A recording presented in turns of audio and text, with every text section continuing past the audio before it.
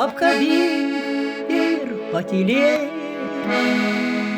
Nesakyk nieko, kas skaudintų, nesakyk nieko, kas žeistų sielą, tik ateik, apkabink ir patylėk.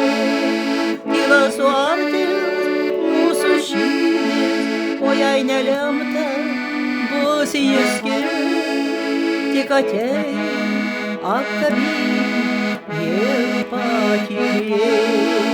Aš visada lauksiu, nors tu vėluosi, o gal jau ir nebebus ko laukti, nes tu būsi seniai išėjęs, vis tiek ateik, apkabink ir patylėk, kad nesijausčiau vieniša.